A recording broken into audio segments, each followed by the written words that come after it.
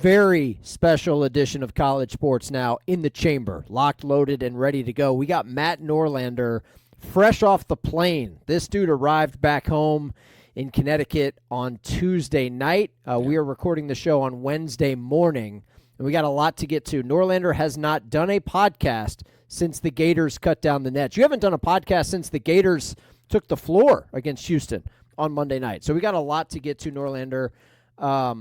How are you doing? Like, quick mental health check. I know San Antonio's a lot of fun. Like, covering the Final Four is great. It's the pinnacle of what you do professionally. But, like, you got to be a little gassed, right? Like, you've got to be – like, did you sleep well last night? Like, how are we feeling?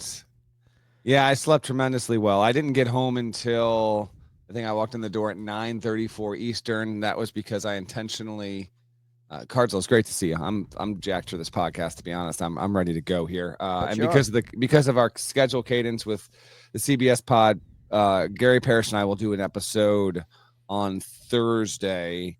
We'll probably talk about some stuff on that one that I'm talking about here, but you're getting all of me and getting everything. So I scheduled intentionally a flight at 12:30 out of San Antonio. I've done the 7 a.m., 7:30, 8:15 a.m. flight out of a Final Four city. I may well do it again in my future. It's not fun when you've got to stay up. Like Myra Metcalf at ESPN, his flight was 6:45 a.m., and he just said, I'm not going to bed. Now, you can do that, and you can endure, but the day is lost regardless because of travel. And so I wound up staying up until East Coast time. I probably went to bed at 6:30 a.m. I filed my story on Florida. I literally hit send at 4:59 a.m. Central Time. And we can get into all this. I also want to talk the national semis. I want to go through all of it here for our folks. I was with Florida for its entire celebration until about 15 minutes in, back at the hotel when they got to see their families, their wives, their friends. I was just there to scene grab, so to speak. And I was like, I don't need anything else here. It's getting late. I have to get back. I have to start writing. But I did it specifically and intentionally because in San Antonio, you get to go on the riverboats and you tour around, and you've got thousands and thousands and thousands of fans leaning over balconies right up against the water's edge, hanging from bars. You've got 5-year-olds, you've got grandmothers, you've got, it was kind of cool. They'd turn a corner and suddenly they'd see, I don't know who these people were, but you could tell by the reactions of the coaches and some of the players, like, oh, there's that person. Oh my gosh, I haven't seen them this entire trip. So that's a really cool experience there. But that went for a while. Also took Florida, the writer problems, the things you think about. Like, it took Florida probably 30 minutes longer than it needed to actually get the hell out of the Alamodome long after it cut down the nets and all that. So that extended the night even further. And then, but I gave myself time. I flew, had a connection in Dallas. Saw Jay Wright walking to his gate early. The people you see the morning after the Final Four is always fun as well, because everyone is exhausted. Sure. But bumped to do a couple writers and all that good stuff. And yeah, we got plenty to talk to. But I'm doing okay, bud. I logged about 8 hours of sleep last night, and I truly think I haven't gotten 8. It's April 9th as I talk to you. I don't think I've gotten 8 in a night since probably the first week of March. Yes. So it's I'm we're on the recovery, but I'm feeling great, and it's great to be with you. Well, thank you. There is a lot to unpack. We will discuss all 3 games in San Antonio. It was an A+ Final Four. It really was. I mean, obviously the title game, Florida 65, Houston 63, but the semis will get discussed. Duke, you will not be just ignored on this podcast today. Neither will you, Auburn, for that matter. But there's just so much to unpack and uncover. Frankly, if I was John Shire and Duke fans, I would be grateful that Florida-Houston was an epic national championship game, because if it wasn't, you'd still be front page news for the absolute choke job that you had against Houston in the national semifinal. We'll get to you, Duke. We will. I also want to ask you, kind of behind the scenes, about the story that you wrote. It's up on CBS Sports, and maybe we can talk about that and how that came to be after we unpack the actual game itself. Sure. Things we will not talk about on the show today. We will not talk about the portal. I don't care what I do not care what UConn's roster looks like for 25-26. We will not discuss the way too early top 25 that you have. I do not have one. Okay, good. And I'm more than okay with that right now. Good. Yes. We will not discuss coaching carousel fallout or updates. I know that the NABC happens alongside the Final Four. That's the National Association of Basketball Coaches, for those that do not know.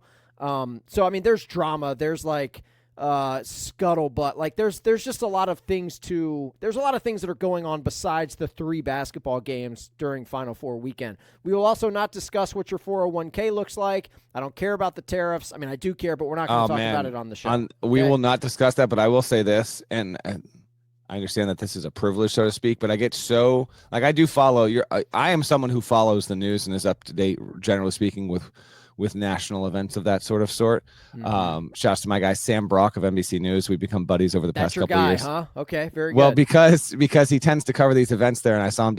He was there in Providence for the first weekend. He was there in Newark for the second weekend, and sure enough, he was there in San Antonio.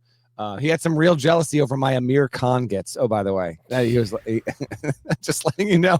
Anyway, the point is, I am aware that the world is like melting down around us, and I'm about to re-enter reality over the next 24 hours. But yes, we are not gonna get into the 40. I haven't looked at my 401k. Maybe I don't need to, but all that stuff. So I appreciate that too, Hartzell. Yeah, it's down about approximately 11 or 12% based on what your portfolio looks like these days. So here's the deal. For those that do not know, again, it's Wednesday morning. Norlander spent the weekend in San Antonio. Were you shoulder to shoulder with Bird? I mean, you were right next to the CBS broadcast crew of Ian Eagle, Bill Raftery, and Grant Hill. Was there a buffer between you and Ian for the weekend? Yes, there is a one person buffer. I noticed that you had commented on Blue Sky as you thought that there was a bag of Chips Ahoy cookies. Mini Chips Ahoy. Yeah, I didn't have you as a mini Chips Ahoy guy, so that was not your bag. That was so Ian's how this personal works, stat guy. As much as I would love to literally be the person right next to Ian Eagle, there is a stat man. His name is Butch Baird. He does a tremendous job. He is so nice. He's a wonderful person. But I can, with a little bit of a lean, I can lean over and touch Ian Eagle. So this is not new for this year. This happened last year as well. We don't need to get into too many of the details because, frankly, I don't think a lot of people care. However, they moved you once you ruined Coach K's final game. That's not true. Be relocated. That's not true. I still had that seat for one of the games in 23. However, I do get people asking, "Hey, where are you? I want to see you. Where's the Guster sticker?" I get all that. Here's the answer. The selection committee used to be 10 people. It is now 12 people. On the side of the court that faces the camera are where all of the selection committee members sit, in addition to a variety of NCAA staff and about 4 or 5 press seats. Myself and what was once USA Today, and they might have changed it to a separate outlet, used to be the 2 final seats on the end of the row on the right side facing the court. But now, because the selection committee has now added 2 more people and they literally don't have the room in the first row, those 2 people go to the second row. 2 press seats have been eliminated. Actually, they had to eliminate 2 more and put them on the other side. And so because of that, that seat is not available. There still is 3 or 4 seats on the other side that are more kind of in the middle. I have not necessarily pushed to be there. I do like sitting next to Ian Eagle. The seat is actually a phenomenal seat. Yes. Coincidentally enough, the Emmanuel Sharp play happened. If you took a tape measure, it was 14 feet in front of my face when he couldn't get the shot off, and it just kind of plays out there. So that vantage point is good. But yes, because of that, my near decade-long run of facing the camera with a Guster sticker is no longer there, at least for now. Maybe it'll change in the future, but that is why I sit where I sit. And if I had to switch, if you forced me out of where I used to sit to where I could go any other place, I would literally pick the place they have put me there. I did not ask to be there, and so it's a pretty sweet spot. Is Ian loud enough? Obviously, everything that's going on in that building. Can you hear him in your right ear? You can hear him. The answer is yes, but not rack attack. You can hear it. Correct. Not on every call, because sometimes he's at a decent volume and you got enough there. These are the questions I love that you ask. Yes, I can hear him.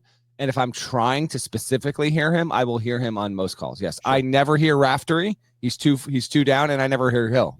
But I do hear Ian right there, and it's a really cool deal. I love it. No doubt. Now on this, and by the way, on this announcer note, Jim Nantz was kind enough to shoot me a text Saturday morning because Houston hadn't played yet. Hello, friend. Correct. Which was awesome to get on. I knew he was going to be in the building. I wasn't expecting him to find me, but he was extremely excited. And the dude just, he really still does inhale college basketball content. Not sure if he listens to CS now, but regardless, he is all about it. And I did mention this on the CBS pod. So on Saturday night, and we will get to the game. We'll be quick here, but I know sometimes we got folks that listen. They like the behind the scenes, nitty gritty stuff. Nance was behind me. So I sit courtside, and then there's 2 rows of media behind that. And then you get into the stands, and there's always like a bunch of coaches that were front row. So that on Saturday, that was Boeheim, Chris Beard, Dana Altman. There were like, I'm going to forget a lot of them. There were like 15 coaches. And then Nance was probably 5 rows behind them. So with after the flag miss, but before the foul shots, I just turned because I wanted to see what, like, Jim's face, how he's. When I turn around and look, he's looking right at me. You locked eyes. We locked eyes, and it was like, oh, buddy. Oh, we're close. And then they win it, and then I turned around one more time because I wanted to see, and the dude was in heaven. Really cool for him that night. Emmanuel Sharp had some amazing moments when Houston beat Duke. We will get to more of that game and that result in just a second. But it was interesting. I went back. I was watching the video on the plane ride home yesterday. I've got this, 60-second long video of Houston celebration and Emmanuel Sharp and all this. And in that moment, it was incredible. And to think what would happen 2 days later with Sharp. The last play, yes, and the thing that people aren't really talking about at all, he had the turnover the play before.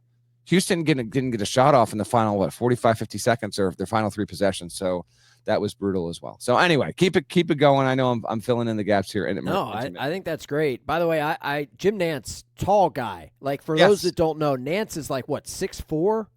6'3"? Yeah, he's 6'3". I'm 6'3", and I feel like we're eye to eye, and he might have me just by a hair. He's got you on the shoulders, though. I mean, up top, no he question. Fills it no out. question. Yeah, he looks good in a sports jacket. He's just got that type of body. He just fills it up. But when he stands up, you're like, didn't know that, Nance. Didn't know you had that gift. Big guy. You can see why he was on a golf scholarship at Houston. Nonetheless, let's talk about these games in reverse chronological order. Okay. Florida 65, Houston 63. Gators claim their 3rd national championship.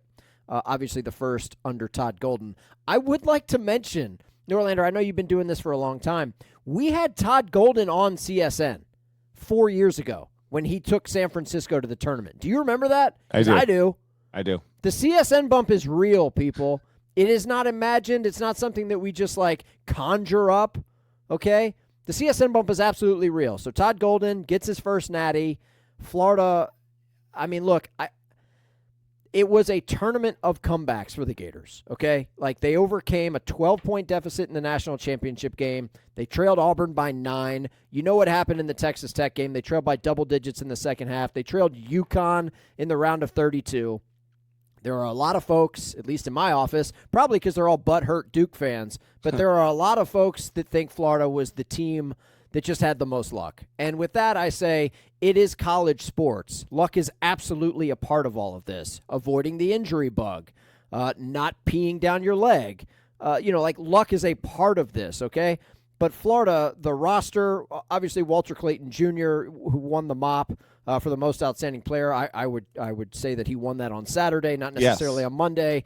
Will Richard came to play in the national championship game. Yeah, please. Just on that note, again, I'd love to give our listeners a real insight to a lot of this kind of stuff because I think we've got a really cool group of folks that like to find out in the show and they think like us.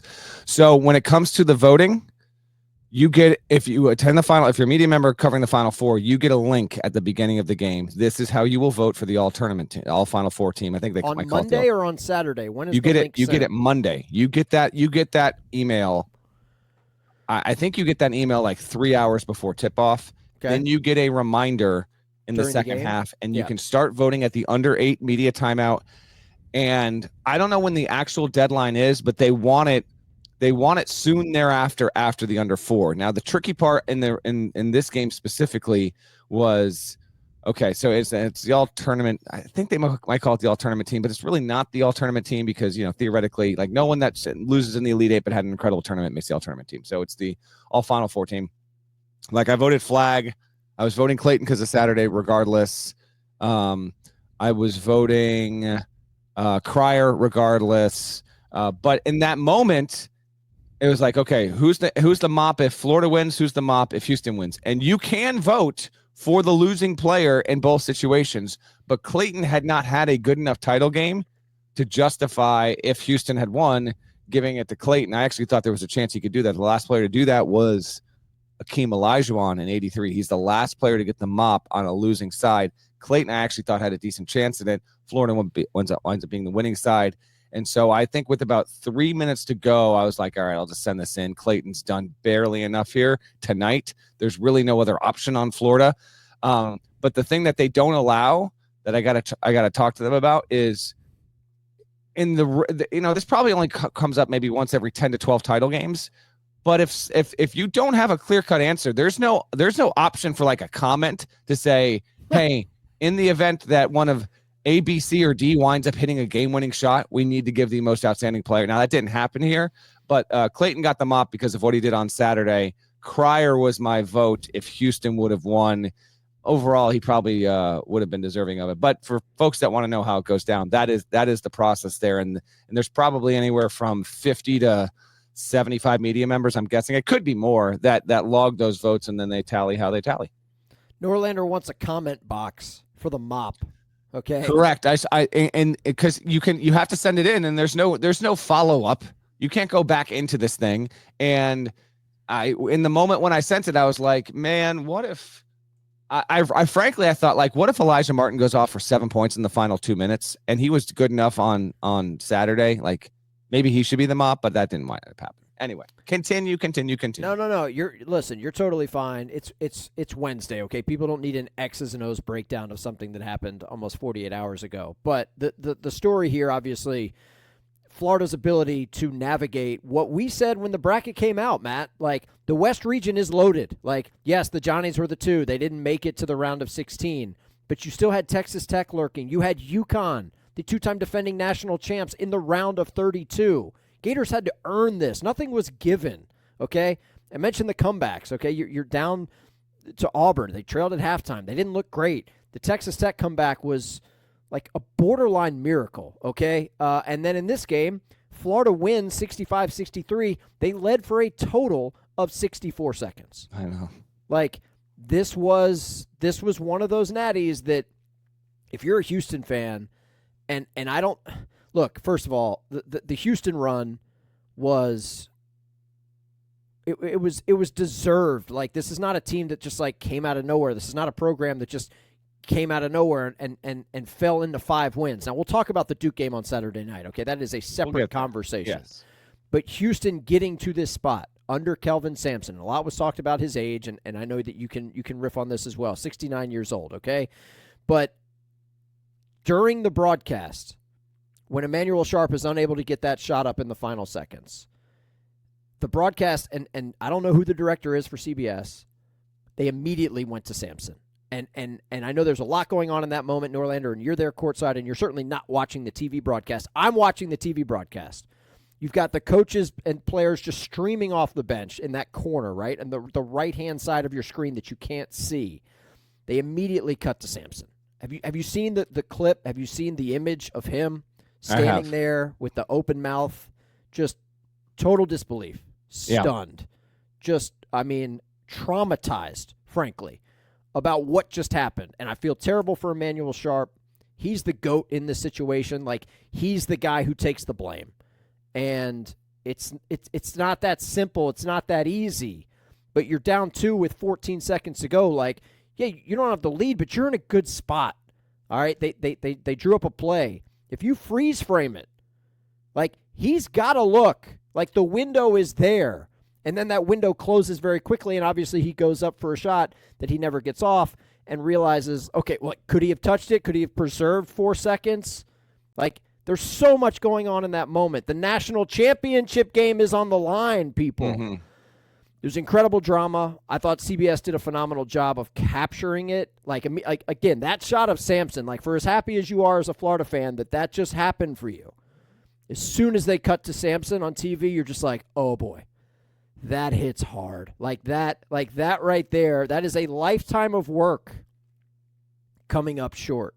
and not even getting a shot off. In that moment, down 2 in the national championship game, you drop a play for your best three-point shooter who's got to look 25, 26 feet out.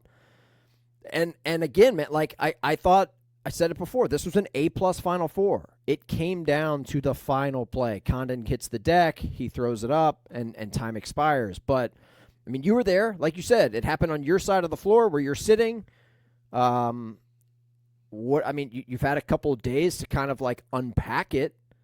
But what did you make of the way that game ended and what you saw on Monday night in San Antonio? Yeah. It was an ending that really sucked. And I can't remember a game ending like this. A game, period. I'm not talking a Final Four game or a tournament. I'm talking a player goes up with the intention of shooting the ball, second guesses himself in a split second, then comes down. He can't touch the ball. Otherwise, it's a travel because he left his pivot foot. The clock is just bleeding out. There's no one there to save him, and it all just ends. And for Houston to do this to itself, as opposed to the way that it would often induce other teams into these kinds of moments late in games in the tournament, for Houston to wind up being on the wrong end of the way that it, ended Duke 2 nights ago, certainly big irony there. I took a long video of the ending, and I intended to send this out within the 2 minutes following the game. Shouts to the Alamodome and the wireless situation and the 5G just like absolutely jammed beyond belief. I think I sent that thing 2 hours after the game ended. But the reason why it was poignant, because the cameras didn't capture all of it. Emmanuel Sharp is just hunched over, hands on knees. I'm actually going to bring it up on my phone and just peel through this real quick as we talk here. Because this was devastating. He had his teammates console him. Yeah, here it is, 1:06 I got on my phone here. I'm not going to bring it up on the stream, but man, oh man, just a weird play. Ball I wind up actually in Clayton's arms as time runs out, fittingly enough. And it's Sharp. He's actually crouched down. There is the CBS did get a camera there. A couple of his buddies, Uzan, Francis, are kind of hovering over him, and he just is in a state of shock. He's just sitting there. He's crouched over. Francis is talking to him. Then Clayton comes over within 10, 15 seconds, gives him a hug, says something in his ear. Sharp is still just crouched over, fist balled up. I mean, I don't know if we ever on the broadcast got the view of him on the other side of it, but then he eventually stands up. He's still bent over. I mean, Hartzell, this is 60 seconds. And then I get this shot of all this confetti falling. Yes. The confetti is falling, and he's still it takes more than a minute. He's finally beginning to walk away. It was a really I've been fortunate enough to see. I want to show you, by the way, Hartzell, and if you're watching on YouTube, you can see. If you listen, you can't. Look at how close I was to when this happened. This is right. This is directly right in front of me. Right in front of me when all that goes down. It's intense. And it was a epic is not the right word, but it is a memorable tournament moment. I mean, and we need to talk big picture Final Four as well, and we'll get to that before we get to the show. There's just so much to get into here. But it was weird, to watch that play, to not get a shot off. I texted with Kellen Sampson on the plane yesterday. I want to read you. This is Kellen, the coach in waiting, not Kelvin. We've had him on the show too. Correct. No CSN bump there. He made it to the Natty. True. He said, "I am gutted. I can't believe how the last few minutes played out. Our inability to get a shot is mind-boggling to me. If we had got the ball to the rim, we'd have gotten an offensive rebound." Yes. Thanks for the words. "We will find our legs and bearings soon enough." Then I had a few more words, and then he said, "We didn't get a shot off for the entire last minute. The last play, of course, was brutal, but we did end on 3 straight turnovers." They had 4 in the final. Houston had 4 turnovers in the final 121 and had 5 for the rest of the game combined. And then Kellen ended it with, "The best thing we do on offense is rebound it, and we took it away from ourselves," which is a very insightful quote. It is an accurate quote. we'll get to more on Florida in just a second here, but for Houston to lose how it did after it beat Duke how it did, this was an all-timer of a Final Four. Florida is such a deserving champion, but man, did this Houston team, was it built to do this? The number one defense. It entered the game number one in the country in three-point accuracy, but it was 6 of 25 from three-point range against Florida. So at the end of the day, the season's over. Houston now finishes the season third best in three-point accuracy in college basketball, and took only its second loss of the season in regulation. The other one happened in the second game of the season against another team that was in the Final Four. That was the Auburn game when Houston lost after Auburn had the plane fracas and all that, but they lost to Bama in OT in Vegas. They lost to San Diego State in OT in Vegas. They lost to Texas Tech at home. We know about that. Grant McCaslin was on the show and then proceeded to get ejected before the first under 16 back on the first day of February. And here you have it, 65-63. It's only the second NCAA tournament final, although I've heard this floated around a little bit. To me, like, it's true. It's a 2-point margin. It's only the Duke Butler game in the past, like, 30-some years has been a 2-point margin in the final. I would say if it's a 3-point margin, still, you got the Jenkins shot to beat Carolina in 2016. Like, 3-point margin or less, a one-possession game and a title game. We've only had all but 4 or so times since the tournament expanded. We get it here. This was a close game, tons of swings. Statistically, Will Richard goes for 18. His role in this game actually felt a little bit of an overlooked thing after the flat. Clayton had 11. He had 7 assists. Florida's run to get itself back in the game and ultimately win the game came when Clayton was on the bench. On the Houston side, Cryer had 19. No one else got into double digits. Only Sharp and Malik Wilson hit a 3. Cryer had 4. The team's 6 threes, but again, they were 6 of 25 overall. I want to give you everything. I want to unload here on Houston before we get to Florida.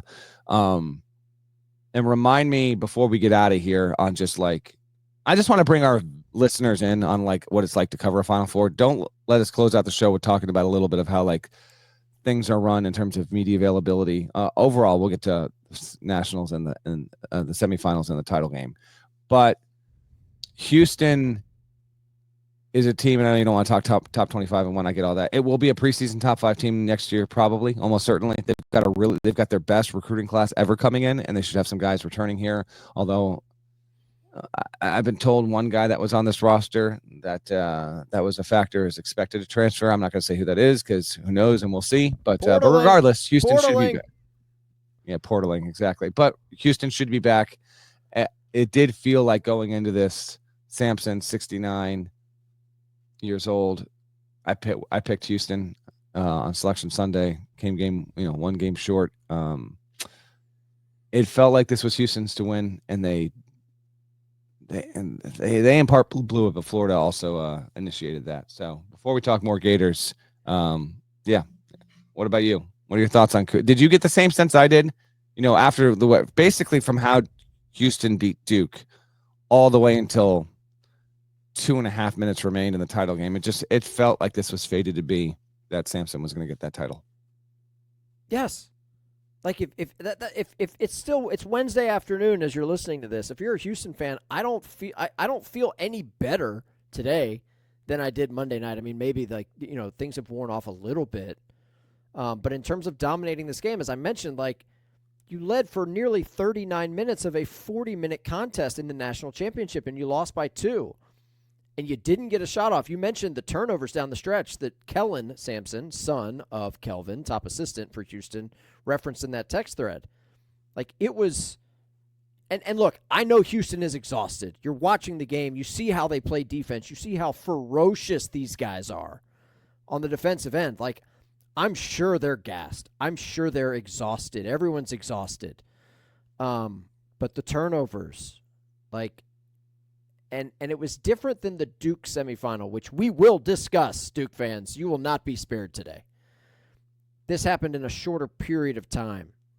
But, basketball, as you know, Norlander, when you're trailing, it's about making a bucket and getting a stop. Taking care of business on offense and then stringing it together by getting the defensive stop. Like, it takes 2 to tango here. And Houston did their part when Florida went on their run and Will Richard starts to heat up. He had 11 points, 0 in the first half. Like, Will Richard was carrying this team offensively. If you're Houston and you tell me, hey, man, Houck and Clayton are going to combine for 16 points in the Natty, the two guys who have been carrying Florida in this tournament, we're going to hold those guys to 16 points combined. You'd be like, I'll take it. Yeah. Lock it in. And it's a tough way to go out. And Houston plays so hard. And again, man, like, I'm a little jaded here, Norlander, because I am a Florida fan, okay? Like, I told you my dad went there. You and I have been texting throughout the We month both of have March. fathers who attended the University of Florida. I didn't know that. I didn't know your dad went to Florida. Yes. He's a Gator. Dad, if you're listening, I have an artifact that I'm going to be sending you in the mail. Oh. I was not he doesn't watch the YouTube Who got stream. I have a buddy who works with us. Shout out to Ben. He does radio for Westwood One. And I texted him Monday night, and I said, hey, this is going to sound really weird, but I'm going to need you to scoop up a little bit of that confetti for your boy. And sure enough, he brought it back. He also brought back should a have thought Powerade I was cup. so busy. He also brought back a Powerade cup, which may or may not have been touched from the lips of Todd Golden. I mean, I may or may not throw that in there. That's good stuff right there. Artifacts. I was as I should be. I was just too busy doing a ton of stuff. You know, I'm on the floor after getting Golden and some players on camera for HQ. How was that, by the way? Because you and Coach Golden go way back. Correct. That was good, although I will.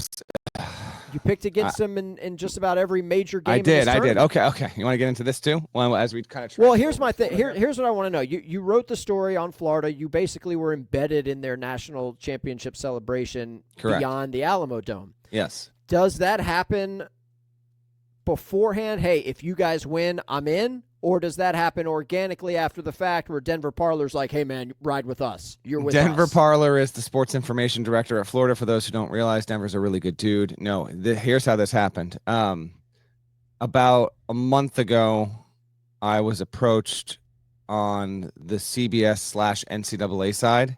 Because if you follow tournament coverage, you understand there's a thing called March Madness Confidential, where cameras get almost near all access to teams.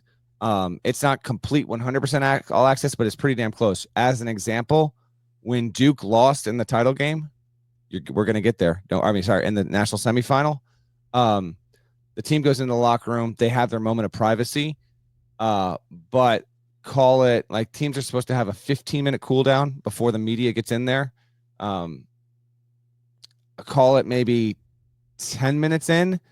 You know, a 3-person camera crew is allowed into the locker room with March Madness Confidential to document what was happening there with Duke. Okay. So I got asked a month ago, because it's San Antonio, every time the Final Four is in San Antonio, the winning team takes a bus to the river. They get on these mini barges and they do a celebratory parade around downtown San Antonio. There's no other city that provides this kind of thing. It's really, really cool. I was told one person gets to do this that's in the media. Do you want to be that person? I, of course, said yes, because I never got to experience that. So regardless of the winning side, I had known for weeks that I'd be doing that. And that was a really awesome experience. It was a lot of what my title game column was about, was being in the locker room after all the media had left, and then, going to the bus and sitting on the bus. I sat next to Carlin Hartman, the associate head coach, and then Golden is literally one seat in front of me. So I did we talk here and there? We did, but I really wanted to kind of observe more than anything. So I got to see Golden like literally scrolling, like eating his, like just scarfing. He was starving. Everyone was starving. I was starving.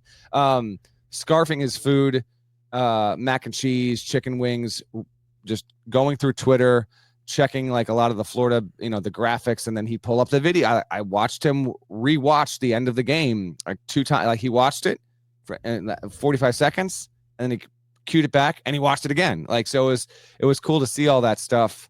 And man, we sat on that bus for a while. Like it got to one point where like Golden was like, can we go? Like we gotta go. Can we do this? And then there was even a moment where the coaching staff was like, all right, so we're going on this boat. Like, do we have to do this boat? And someone was like, yeah, you got to do it. You go get the NABC trophy. And they're like, can we just go back to the hotel and like celebrate with everyone with our families? So they went from like, all right, we'll we'll do it, but like it's getting late. Like I don't want to wait another hour and a half or hour to see my wife and kids or whatever. They went from that to being on the boat, like flash cut to 22 minutes later. And I mean, I'm just observing. I'm an objective reporter amid all of this. And it was overwhelming, the amount of enthusiasm and love that was just exchanged between players and coaches and the thousands and thousands and thousands of Florida fans that were waiting on the Riverwalk to greet them over the bridges, dangling over the balconies, sitting on the second elevated tier of bars, sitting right there on the edge of the river. I didn't see anyone fall in. Selfishly was hoping so. That would be great detail for the story, but unfortunately, yes, at least as far as I'm concerned, I didn't see that happen at all. I shared a number of pictures and videos on my Twitter feed, and I shared a couple videos on Blue Sky as well. So that is how I got that, and I was with them until I think I left them at about 2:45 in the morning. Walked back to my hotel. It was not a long walk. San Antonio is incredible for this. This city should host a Final Four every 5 years. We'll get to more of that at the end of the show. And then I sat down. I think I started typing at 3 a.m. Teared through it. Fortunately, I didn't have to do much transcribing because I was getting it all in real time. And then I filed at 4:59 in the morning. Yeah. It's a lot. I look at Florida's roster, and I mentioned we're not going to do the way too early top 25 for next year, but you do have Walter Clayton Jr., Will Richard, and Elijah Martin. Shout out to Elijah Martin, who had just a couple of highlight reel moments in this tournament. Those guys are all seniors. They're gone.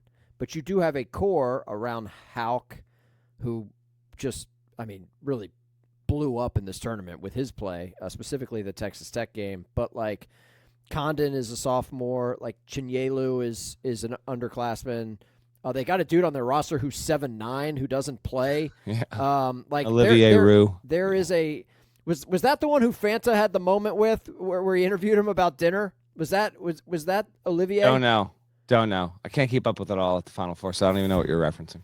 Fanta interviewed somebody in the Gators locker room ahead of the Final Four, ahead of the Saturday game, and he asked if you could have dinner with 3 famous people, past, present, or future. Who would they be?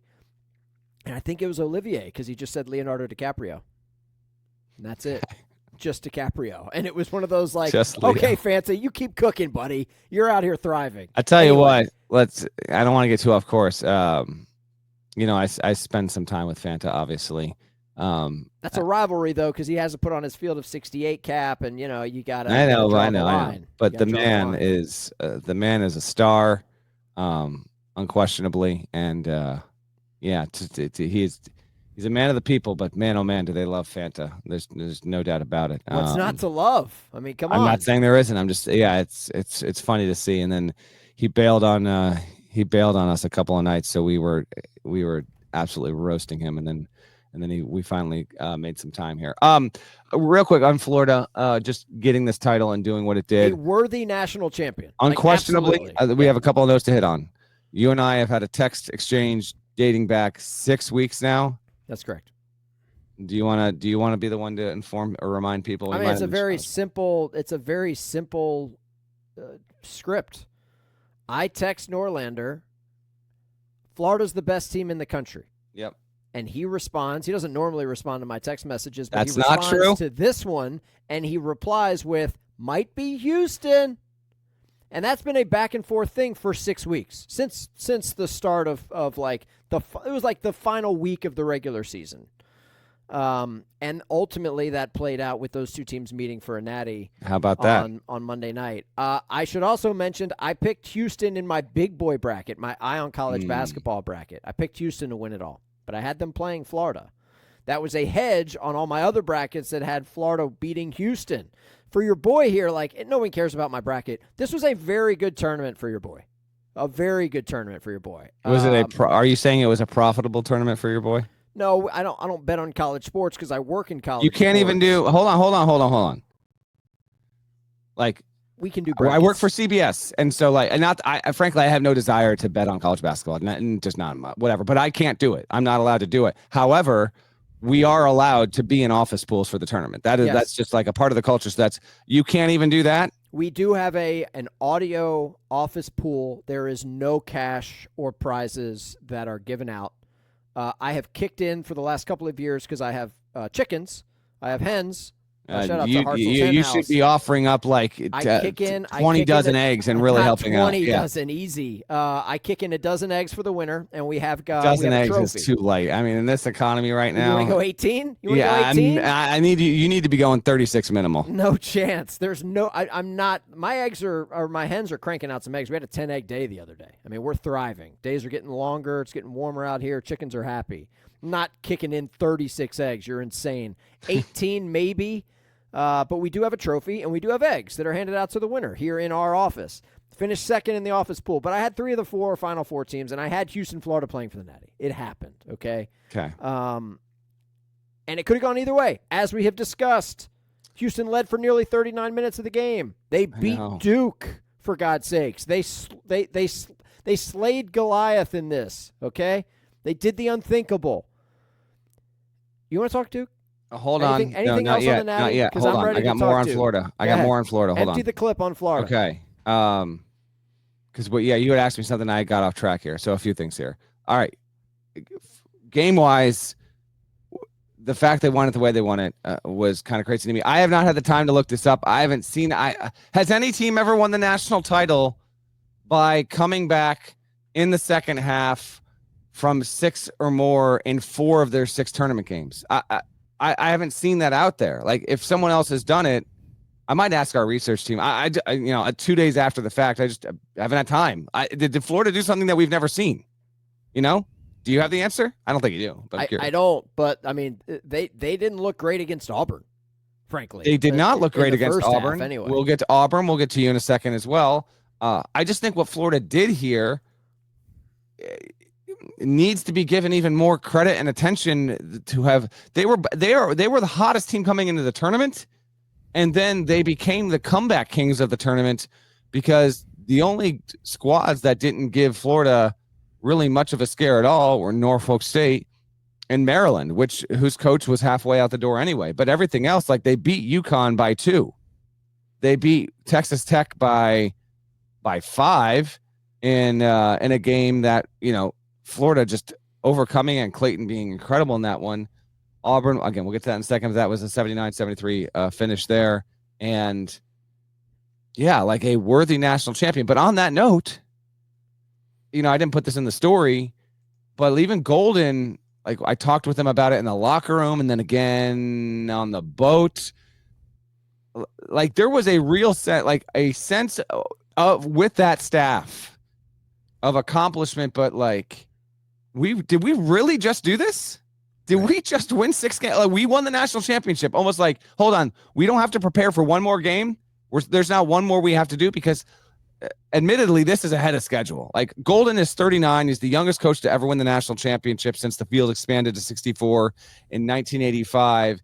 And to get to witness that, in relatively private moments and really see the level of acceptance, but semi-surprised with all this. Like, of course, they had tons of confidence in their team. Clayton was a unanimous first-team All-American, by the way, and he wasn't great enough in the title game to really ascend to top-tier all-time tournament runs, but he's right below that in my opinion. I mean, if you're a Florida fan and you want to put him there, I'm not saying you can't. Right. I'm saying had he had like a 24-point night on Monday, that would have hammered it home. You put him up there with Kemba Walker. Going into Monday night, it was Kemba stuff. Correct. From him. Correct. Going into the title game. Correct. Then, but he didn't score in the first half. He didn't get his first field goal until 7 and change was left to go. Now, that field goal came on the foul, the lefty layup, and then we had a media timeout. He tied it after the break, and so that sequence was important. But regardless, great job by Florida. You asked me about Golden. I got a story for you. Golden, by the way, he's 39 years old. Okay, yeah. He's younger than you and I. And I said that to him in the locker room. I'm like, I can't believe I'm talking to a coach that's younger than me that won the national title. Like, I can't. That's it's wild. Yeah. No, I watched the game with my wife, and she doesn't usually stay up to watch sports with me, but I was into it, and she was like, I'll watch. She's like, this guy looks like a player. Like the way he talks after the game, like he's yelling into the microphone. Like Shire has a little bit of this vibe too with Duke, and obviously it's juxtaposed because it was Golden versus Sampson, young versus old for the title. But like he's got something going there at Florida, and the rise has been pretty quick. And obviously, it paid off with a national championship. But I didn't mean to cut you off. But No, you're the guy's good. 39 years old. He's a baby. Yeah, he's 39. Also, like, just a very just a wild season for Golden. He gets accused of a variety of different inappropriate behaviors, and it gets reported by the Florida student newspaper that he's part of a Title IX investigation that gets exposed. Was that November? Maybe early December? I've lost track of time when that actually got. It was the start of the season. Yes, it was November. Okay, so that whole thing happens, and it wasn't the great unspoken at the Final Four. I referenced it in my final column. I referenced it in my set the table column that went on Monday in advance of the title game. There were a couple of people that wrote about it, obviously, but they did an investigation and nothing turned up. But there is still an element to that whole story that remains publicly unexplained, and frankly, to a certain extent, privately unexplained.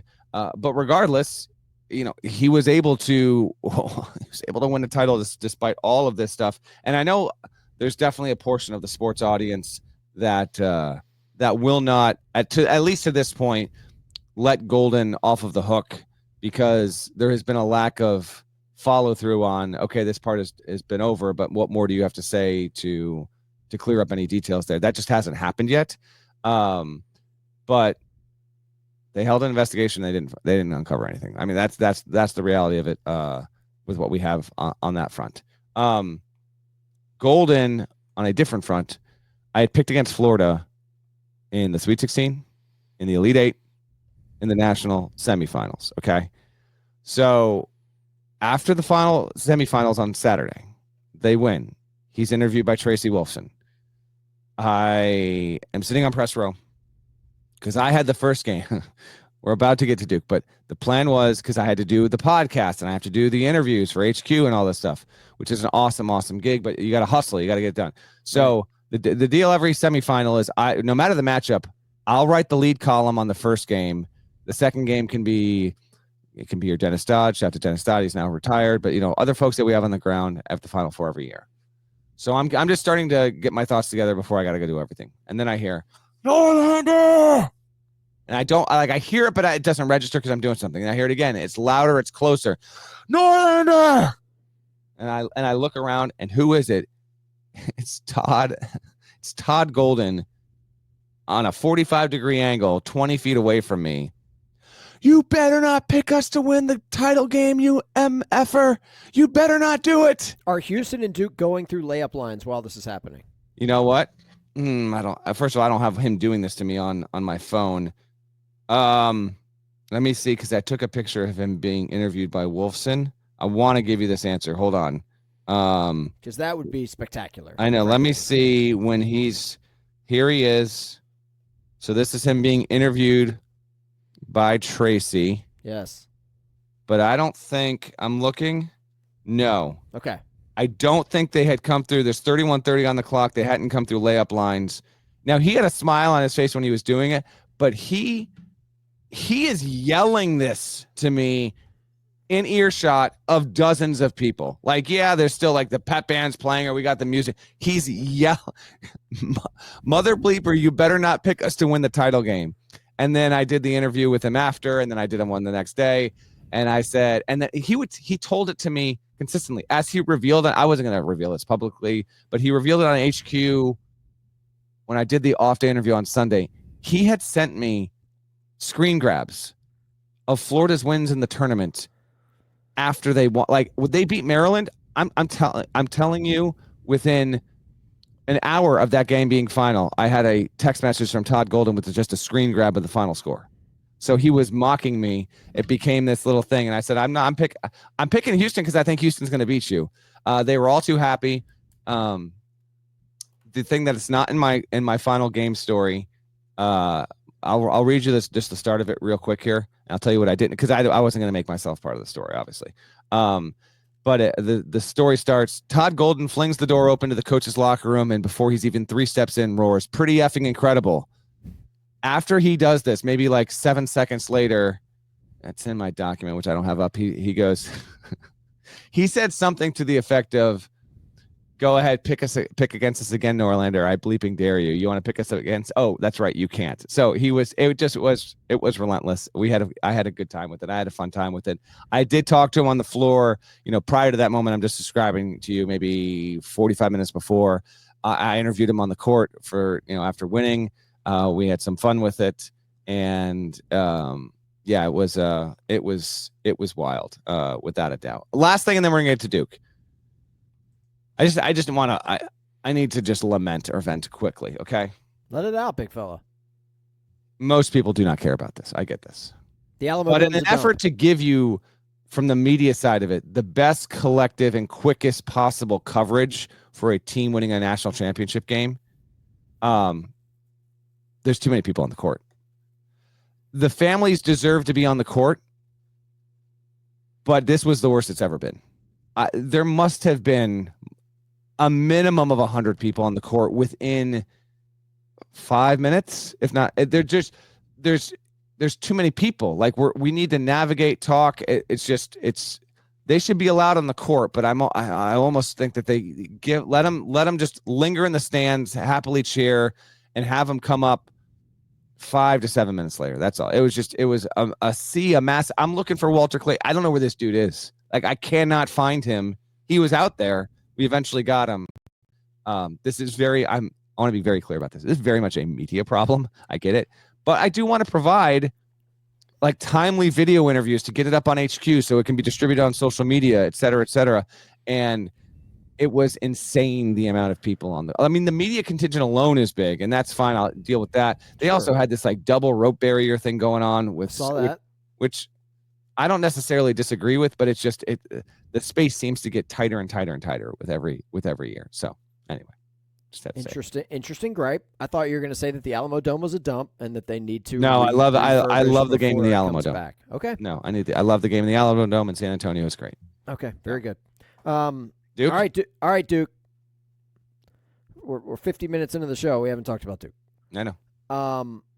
You were the odds-on favorite to cut down the nets going into San Antonio. You had steamrolled through the tournament. You had just dismantled Alabama in the Elite Eight. Yep. I said it before. Thankfully, Florida-Houston was an epic national championship game. Or else, on Wednesday afternoon, you would still be getting put on blast. I'm about to put you on blast right now. Norlander, you've let it sink in for a couple of days. How about this? Even to this level. I'm going to go get some water. I'll be down and back in about 70 seconds. You giving me 70 seconds? No, you have way more. You have way more than 70 seconds. Start cooking, and I know you won't even be close to done by the time I get back. Go ahead. I mean, look, it's let me just state the facts here. This isn't the Stephen A. Hartzell Power Hour, okay? Duke lost to Houston in the Final Four, 70-67. The Blue Devils blew leads of 14 points with 8 minutes to play, 9 points with 3 minutes to play, and with less than a minute to go, a little more than 30 seconds on the clock, Houston trailed Duke by 6 points in the national semifinal. Duke, for the final 10 minutes of the game, had 2 field goals. Obviously, they were making points at the free throw line, okay? But Duke, in the final 10 minutes of the national semifinal, scored 2 buckets, both of them from the National Player of the Year, Cooper Flagg. Cooper Flagg did his part, folks. Like, guy had 27 points, 7 rebounds, 4 assists, 2 steals. He was 8 of 19 from the floor, perfect from the free throw line, 3 of 4 from beyond the arc. Cooper Flagg was not the problem. What I'm going to press Norlander on when he returns from his water break is, was John Shire the problem? There was very little help. Con Knippel, you look up, you're like, well, he did his part. He had 16 points, 7 rebounds. Pretty sure 14 of Con's 16 were in the first half. You may have to fact check me on that. 14 of Con Knippel's 16 points were in the first half, correct? I think you're bang on with that, yes. Okay.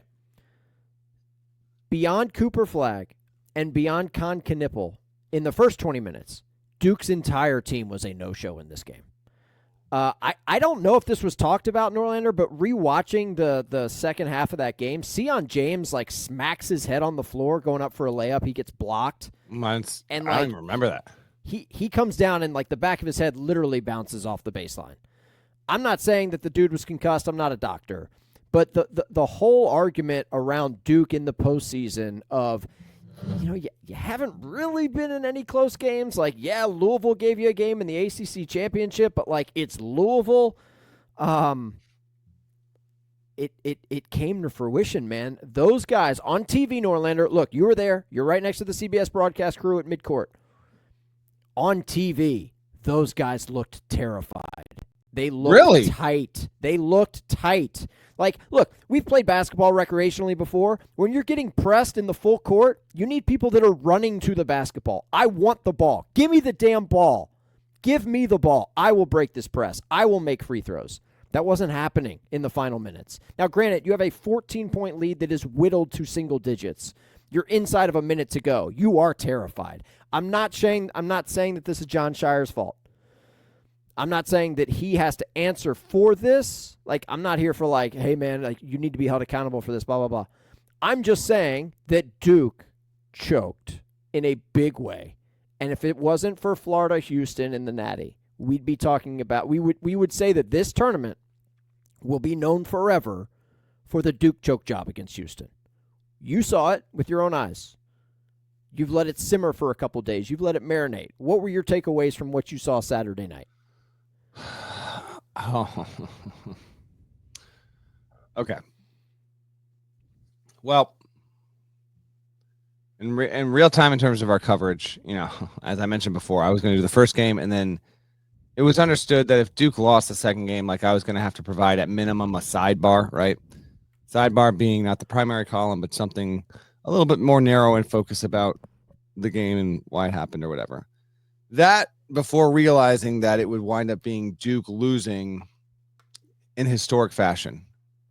Let me ask you a quick question, then we'll get into more of Duke here. With Florida beating Houston and Houston not winning the national championship, do you think, as I think, that even though this is Florida's title, that Duke losing to Houston 15 years from now will be more remembered than the other two games in this Final Four?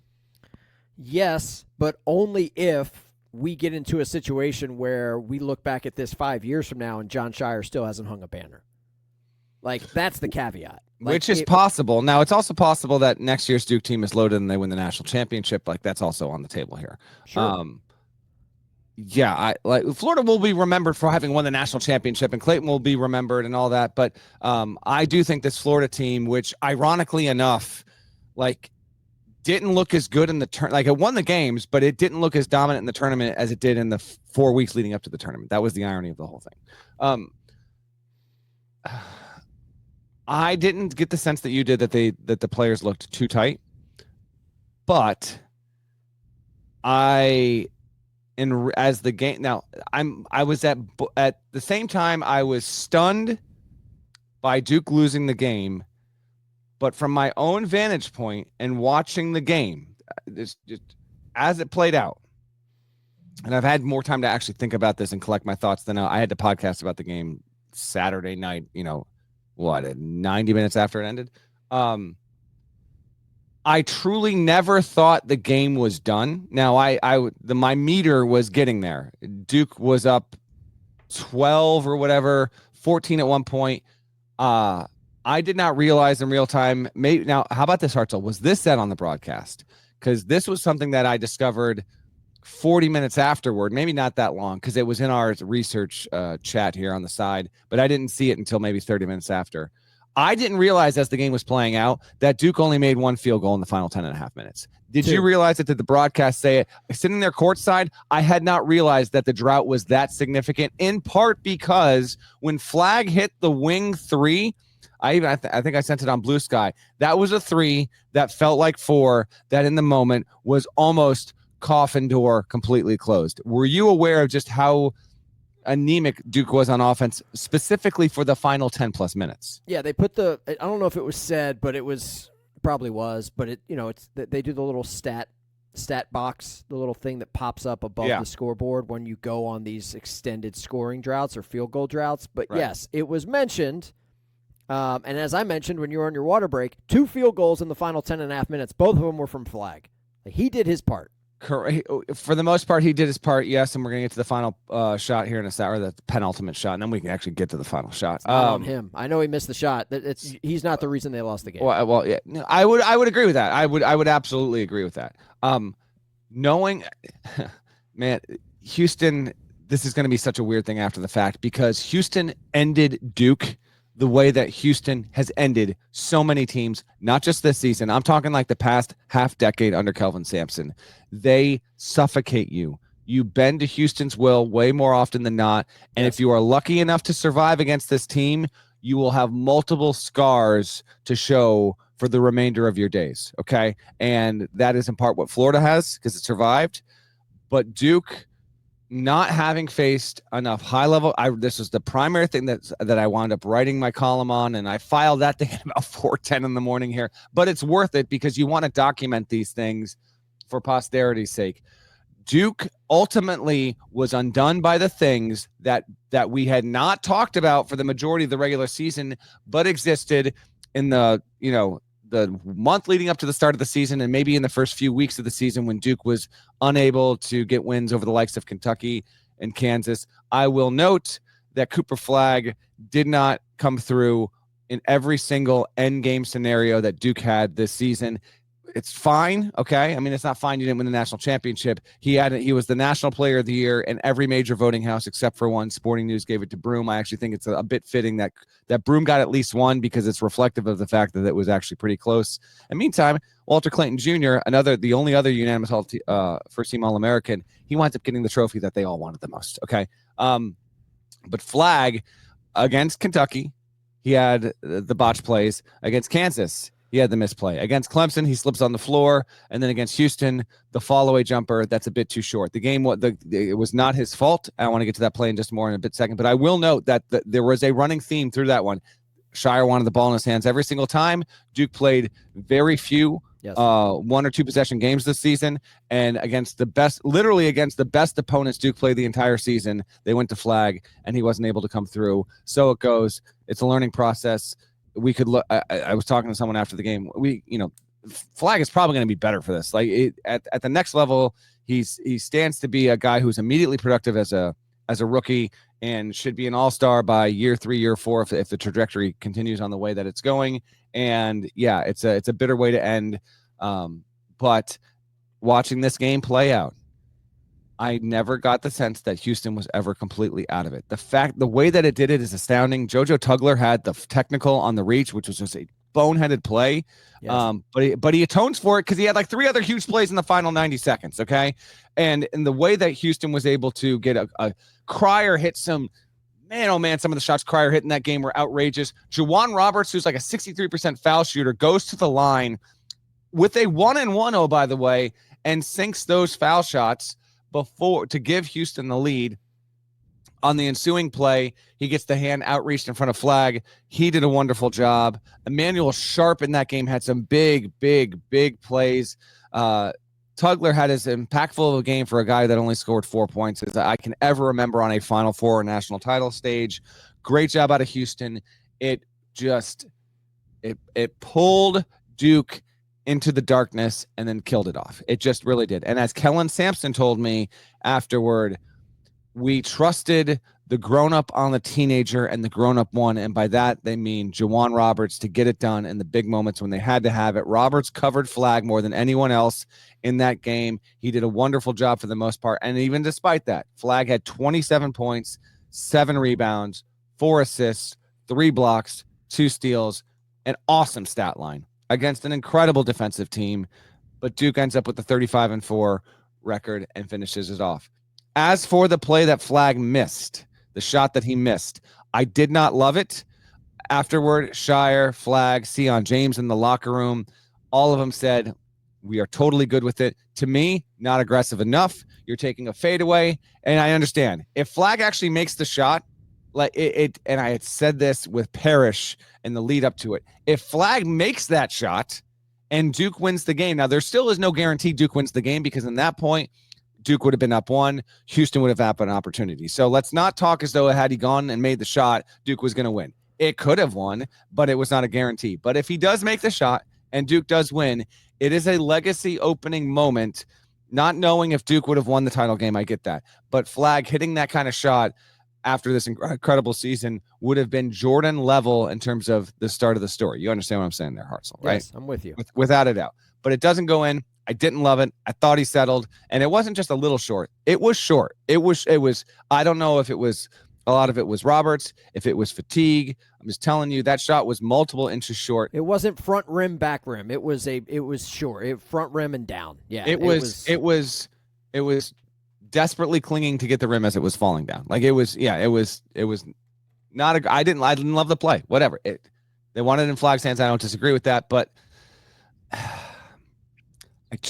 when before the play happened, I said this is going to go to Flag, but will they actually go like Jordan to Paxson here? Like Knipple can make a shot. I remember thinking this before the play played out. Knipple can make the shot. Will they actually go? Because I was like, there's enough time where they can go, and if they want it to be Flag, they can, but they can go to Knipple, and they can still get another shot here in this game if they want. Like this doesn't have to be the last possession, and it wasn't the last possession, and they didn't go to Knipple in that moment.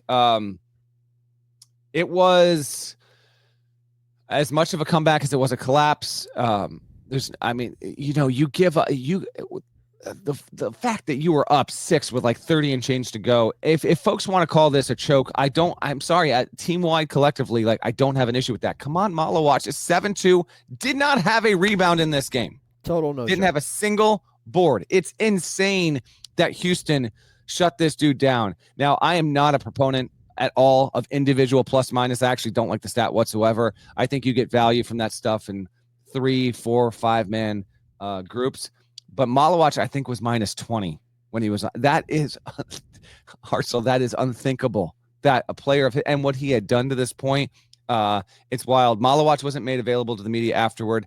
Didn't have an issue with that at all, because as this game is going on, Marco Rubio tweets out that he's going to start deporting everyone of South Sudanese nationality. So that became like a thing in the middle of the game, Hartzell. Yeah.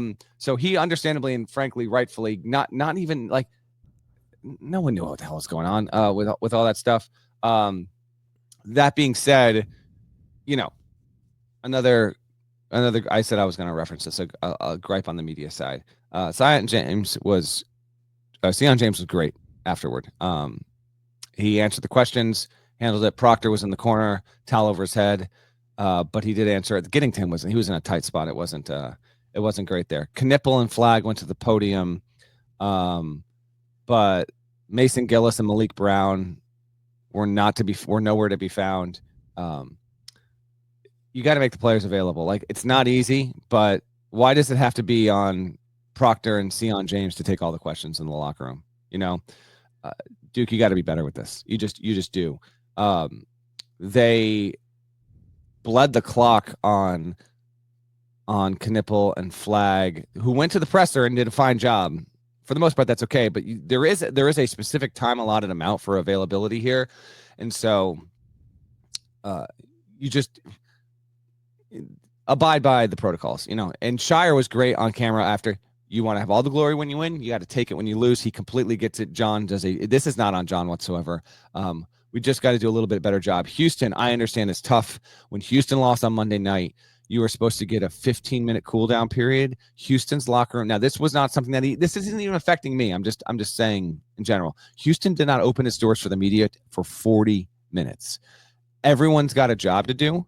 I understand that these things are tough, but the NCAA also has to institute a bit more teeth. You cannot keep the locker room closed for 40 minutes when it's inevitably going to be open. And on that point, here's why Kelvin's great, because it took him that long. They went to the press, and I wasn't writing Houston. I had to do all the stuff in Florida. I just saw the stuff in passing.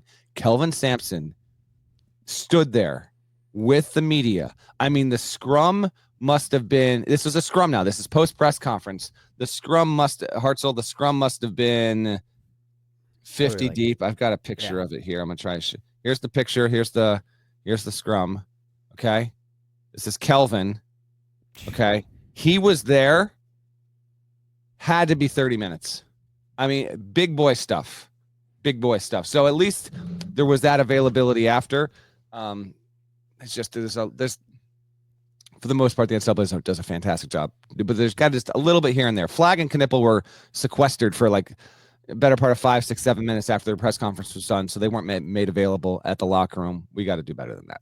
Couple of things. I want to react real quick. Couple of things. One, I love that a member of the Houston coaching staff is acknowledging we trusted grown-ups over teenagers. Correct. Like if you're a Houston fan, you ride and die with that. Like, that is exactly how you played. That's exactly how you've been playing for the last couple of years.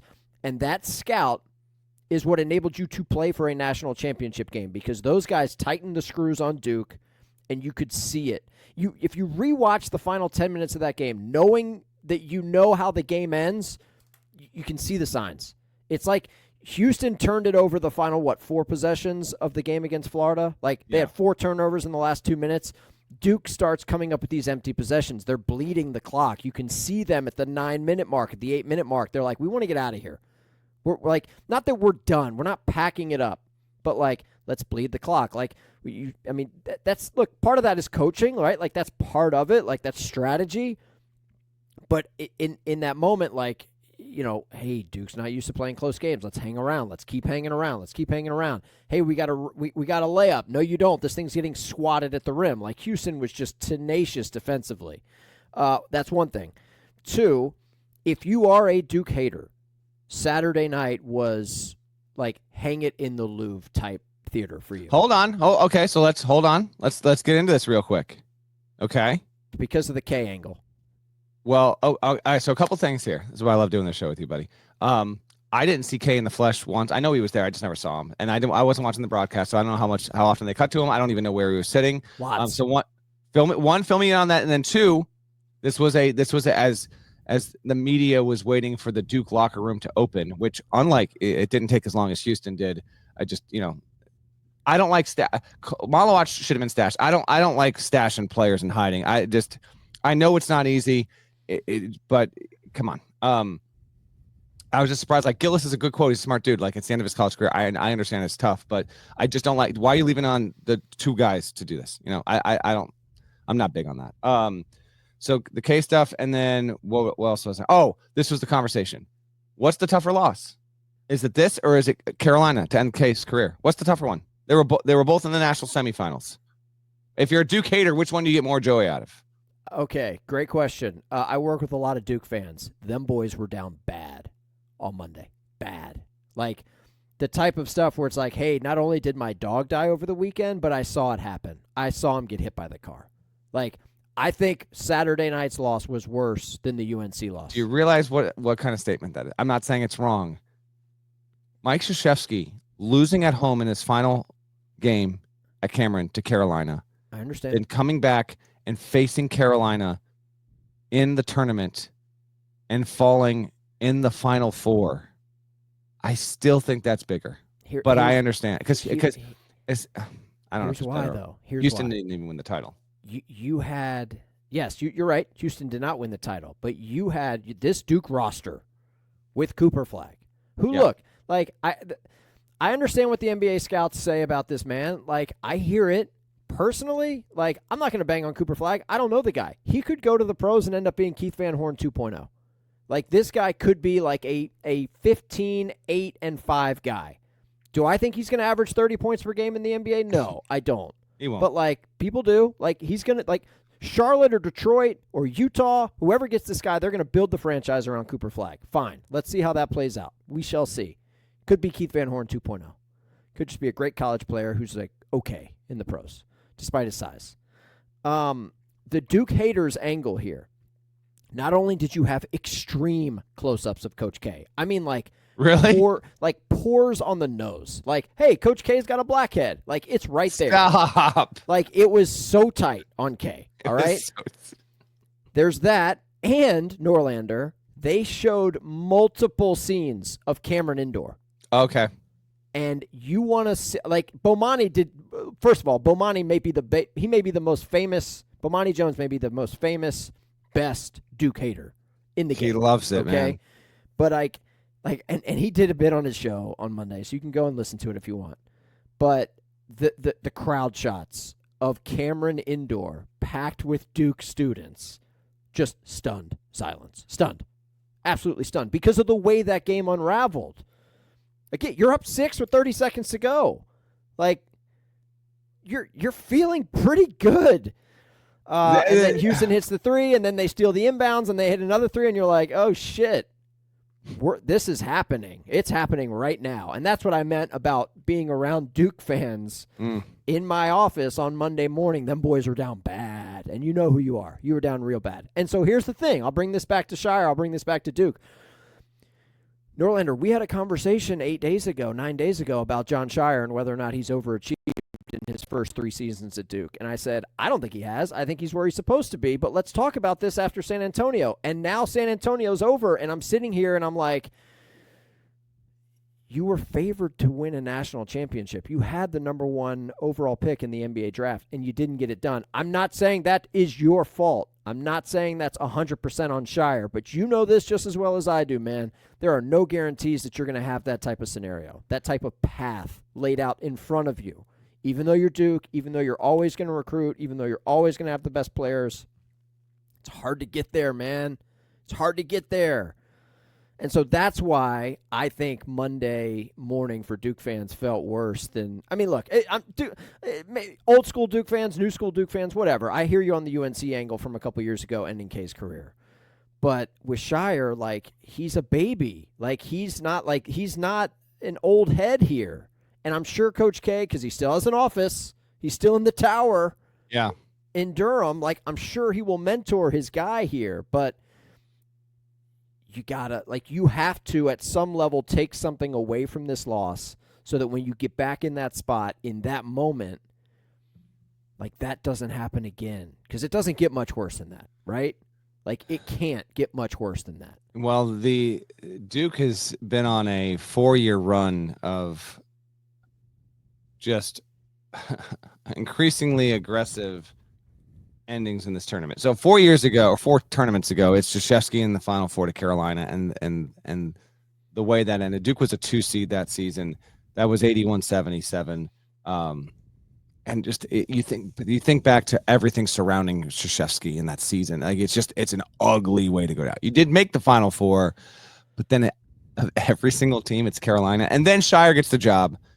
He does a good job in season 1. They're a 5 seed. They get pounded by Tennessee, and it's just kind of like this is how it gets real in the tournament. They don't even make the second weekend.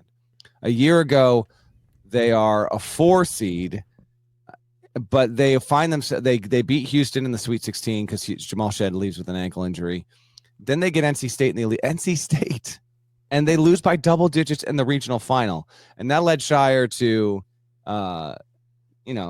tweak how he was going to build the roster. The loss stuck with him, but not in a way that he was down, just like in a good way for productivity moving forward.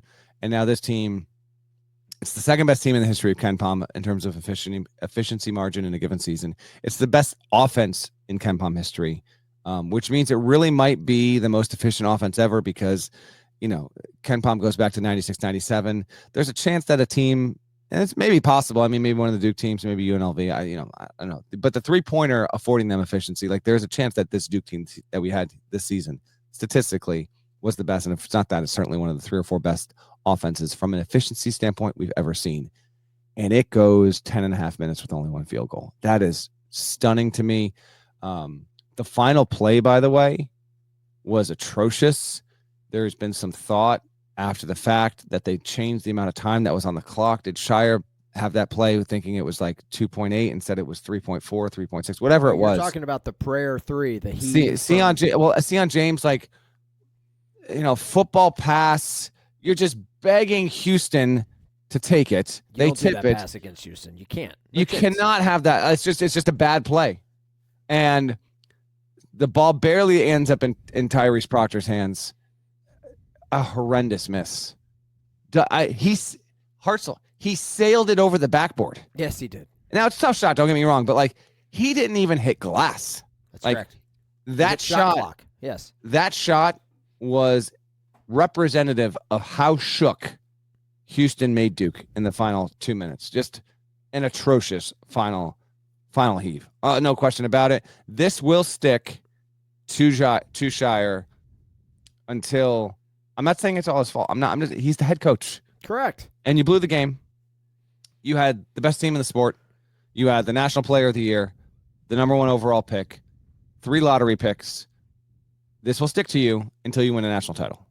That could happen in a year. Right. That could never happen. But however long the gap is, the wound will be exposed. And by nature of it being Duke, by nature of getting the highest recruits in, and the high-profile reality of how you blew this game, it's just it's something. And by the way, and removing all of that from it, this is a great thing for college basketball. The rating, I don't care about the ratings. I'm going to love a game no matter how many people are watching it. I'm going to love covering the sport. It's not going to affect one thing about how I write about or cover about a thing about college basketball. But removing my own stance on this, we had the most watched Final Four in almost a decade, and the national title game, not having Duke, still did a great number, did its best number in a while here. So Duke getting to a Final Four, losing that kind of stage, people responding to it, caring one way or the other. This is actually a good thing for college basketball that it played out the way that it did. But yeah, bad thing for Duke. Yeah, and would I have liked a Monday night national championship game where it would have been Duke, Florida, race to 90? Yeah, that would have been awesome. I would have thoroughly enjoyed that. Would have been a very different experience than what we got with Florida and Houston.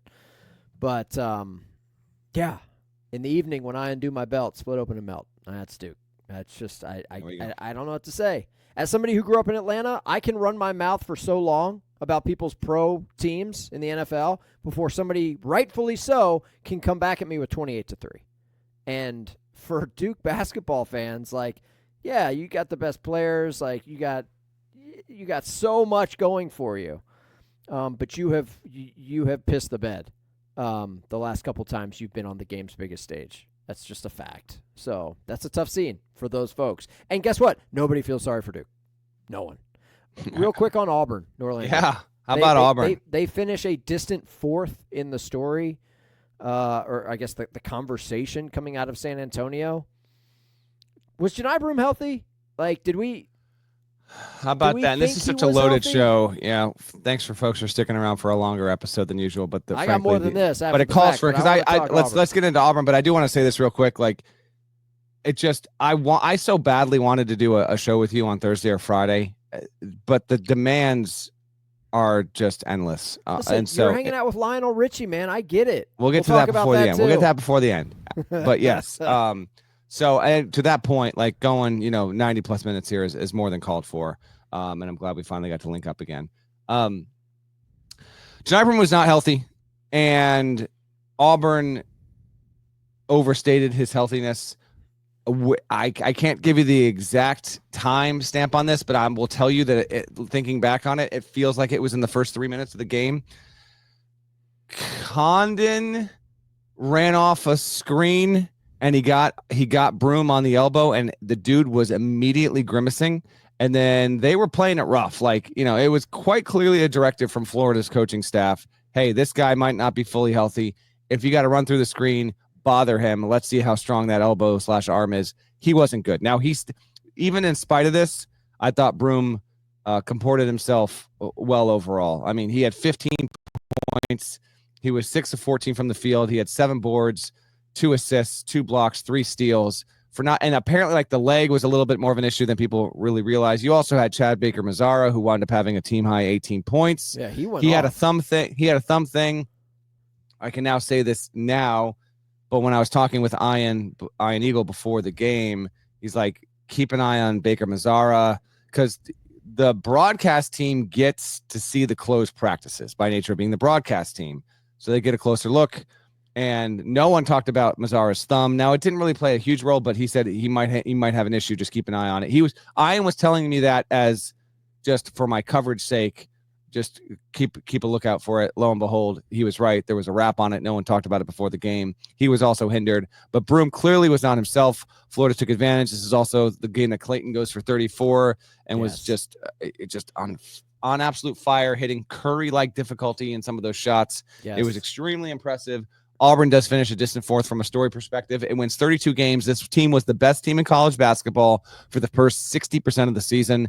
It wound up getting the number one overall seed, which I thought from a resume standpoint was completely defensible. It was the rightful number one overall seed on Selection Sunday. And guess what? It was the number one. It got to the Final Four. We just had the closest margin of victory collectively in a Final Four in the expanded tournament era. It was 11 points. You had a 2-point finish on Monday. Florida Auburn was 6 points, and then you had a 3-point margin between Duke and Houston in the other national semi. The Final Four collectively, this was an incredible. This is an A Final Four without a doubt, and it was an A Final Four even though we had a game in which one of the two best players in the sport wasn't fully healthy. We had a game in which ended without an attempted field goal by one side in the final minute. We had another game in which a team couldn't get more than one basket in the final 10 and a half minutes. This was a great Final Four, even despite the lack of production in all three of these games. But they were all tight. They were all compelling. Auburn ends with, they gave it away, man. I mean, they had the lead by 8 at halftime. Yeah, say that again. They led Florida by 8 at halftime. Like they were cruising. They were 25-0 this season when leading by 5 or more at the break. Had not lost in that scenario. Obviously, Florida won at Auburn's place earlier this season, but Gator boys stay hot, and they got hot here, and they were able to outpace the Tigers. Bruce Pearl has now made 2 Final Fours, both national semis, 2019, 2025, but couldn't break through.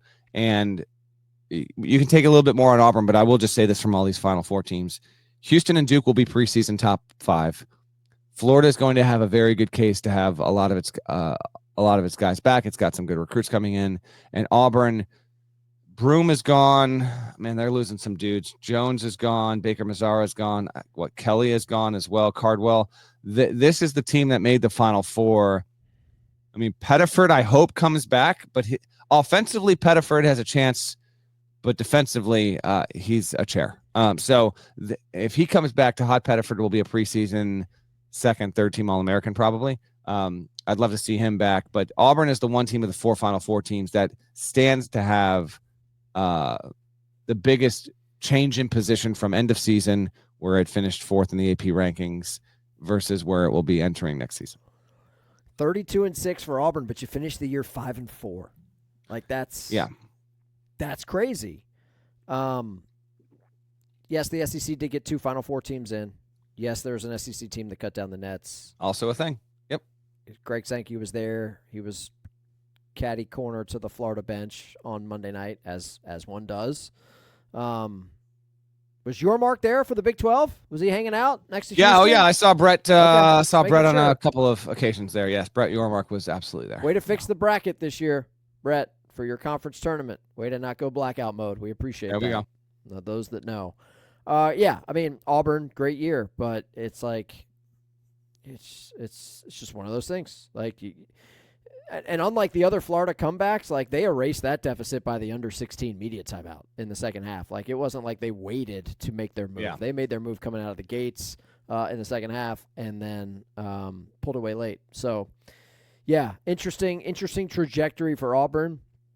Kind of a footnote to the season, right? Like in January and February, it was watch out. I mean, you said it on our show, like this Auburn team, based on what happens in the tournament, could be considered one of the greatest college basketball seasons ever. And it didn't happen. And nope. they come out of San Antonio a distant 4th. All right, I want to ask you, Norlander, what was your best non-basketball moment of San Antonio? It could be an event, a party, an interaction, an anecdote. I have this answer. Personally, it was on Sunday night. So Dennis Dodd, the now retired Dennis Dodd, who had been with CBS Sports since I think 96, maybe 97. He is retired, and this Final Four was his last thing. He primarily does college football. The Dodfather.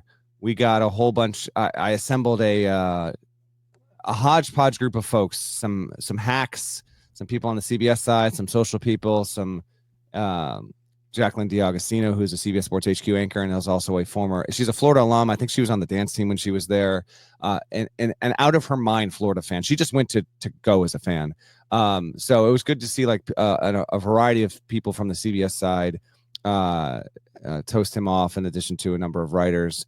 We did that Sunday night at the Esquire Tavern. That was my favorite moment, to give Dodd the send-off he deserved, which was great. I love seeing that. So that was my number one. My number, I don't know what my number two was. There was a Final Four is always a good time. You just got, there's a lot of work to be done, but you try and squeeze in some play as well. I mean, let's be honest. Sunday's a free day. Like, it's a free. It's day. not, though. I mean, I had plenty to do on Sunday, and then we were able to break free for dinner, and then celebratory drinks afterward. Although your boy was not really imbibing, I didn't have any desire to. I did go. So every year there is a CBS Turner like concert thing where someone, like last year it was Sting. There's been Goo Goo Dolls. There's a random assortment every year. I should probably track down the list of artists over the past like 10 years and let you know who's played. Some years I go, some years I don't. Lionel Richie was it this year, and I was kind of like, do I want to? All right, I'll go. And the dude still has it. It was worth it. It was better than I thought it would be. And that was a good time. I met Will Forte. He was just there, just in the crowd watching. Now, he was there because maybe you saw it. I don't know. He shot something for Capital One that had to do with the Final Four. I didn't see what it was. But he did that. So they flew him in, and he had tickets to the game. And then after the concert was over, we were introduced to each other, and we got to talking for about 6-7 minutes. He's a UCLA fan. I told him there's this dude named Donovan Dent that's coming to your program. He's going to be in a first team All-American. He goes, oh, that sounds great. So he didn't know that Donovan Dent had transferred in. No chance. So he's not a UCLA fan. He's a casual observer of fair enough basketball. But he was good. I wasn't even trying necessarily to chat him up, but we did, and he was easy going, cool, casual, and it was a fun time. So that was a fun little run in there. I don't know. There was a bunch of good moments there in San Antonio, and I didn't get to do as much as I wanted, see as many people as I wanted because of all the writing and media and TV stuff. But that's part of the gig. But yeah, it was a good time. What else you got for me? I want to know what the best thing you ate was, because when my one trip to San Antonio, I ate well. I love Mexican food. The Tex-Mex there was, it was as much as you could handle. I'm not a huge guacamole guy, but like I had some really good guacamole last time I was in San Antonio. Best thing you ate, Norlander? I gotta find, where did we go? Hold on. I want to tell you the place we went. It's in my messages here, so I'm looking for it right now. What was the dish? I'm not as worried about the restaurant. Like, just paint why wouldn't you want to know here. Why wouldn't you want to know the restaurant? It could be payola. It could be illegal, frankly. No, it's not. Could have comped your bill for you to give him a shout out on this pod. Who says no? I'm trying to find out where the heck we ate. While you figure that out, what was the crowd breakdown Monday night? Was it 65-35? That's a different question altogether. What was the name of that? I'm not going to be able to dig it up. But it was Mexican, and yes. Yeah, I got this incredible like enchilada, but it was shrimp. It wasn't too cheesy. It wasn't too saucy. The rice was phenomenal. It was awesome. San Antonio's a good spot there. Crowd breakdown for which night? Saturday or Monday? Monday. Florida was way deeper than I thought. Honestly, hey, I'm going to say it was 55-45 Houston in that building. Really? That is closer than I thought. Okay. I know a lot of folks that hopped on a plane Monday to go. Florida folks. They were just like, yeah, I'm going. They came big time. Okay. Big time. Good. Yeah, that was I thought it was going to be like That was going to be like 67-33, but I would say it was like 54-46. And yes, I'm getting specific. All right, last question for you. It is Masters Week. I don't Switching know. hats. Can azalea bushes even grow in Connecticut? Is that even Not a that I thing? know of. Because your boys' azaleas are absolutely thriving in the side yard. Yeah? Absolutely thriving. They're popping off. Now, Norlander has got his Masters hat on. Correct me if I'm wrong, Norlander. You have never been to the grounds at Augusta National Golf Club, correct?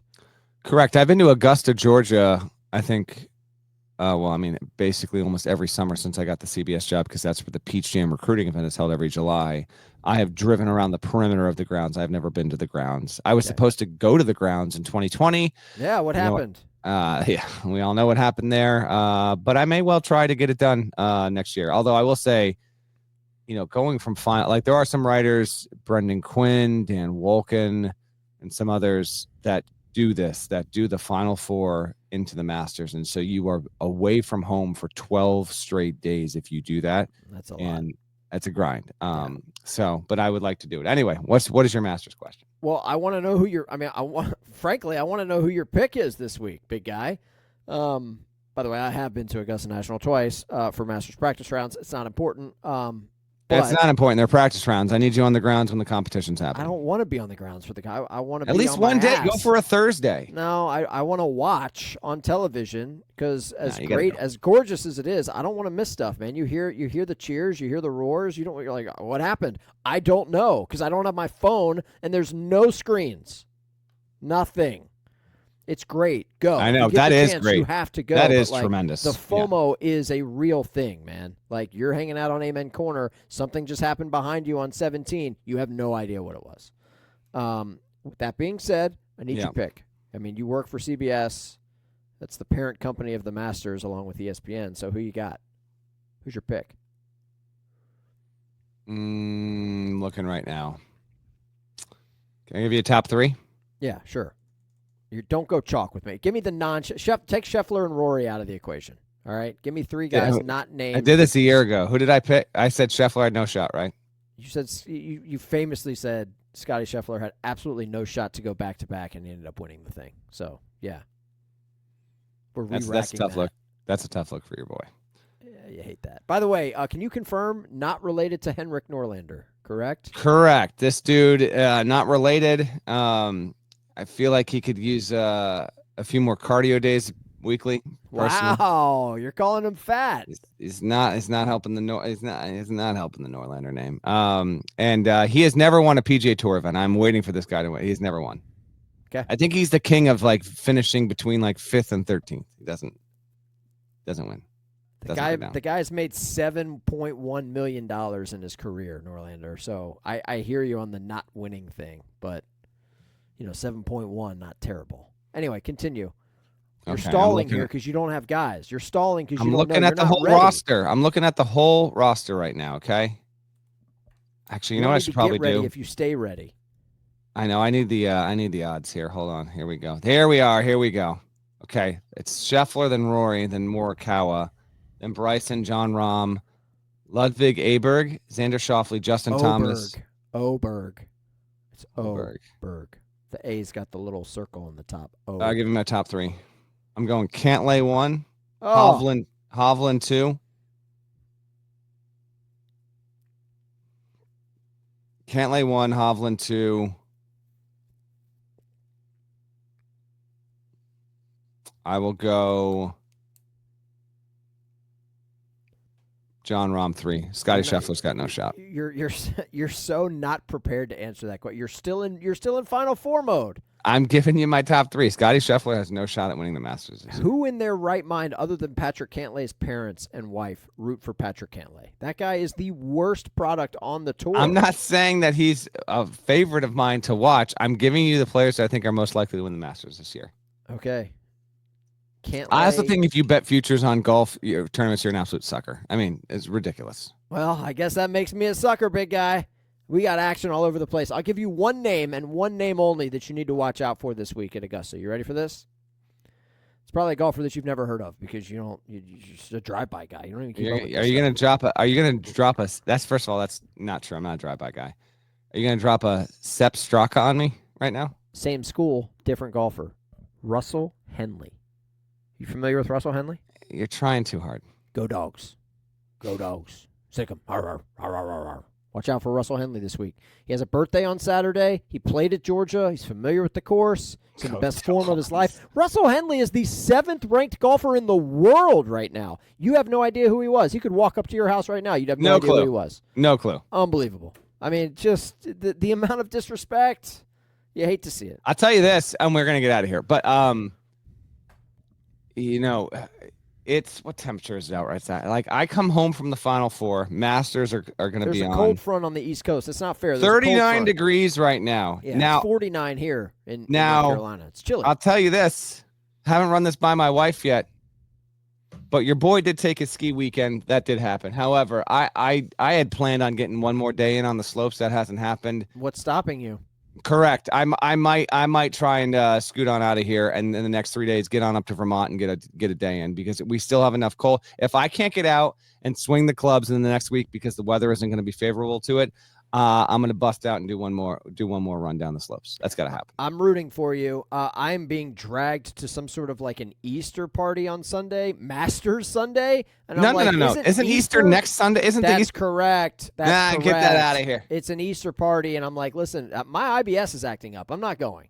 You're not going to that. It's not going. Easter. The wife situation, like, I love her dearly, but like, no, I'm not going. It's Master Sunday. I get one of those a year. I'm not going.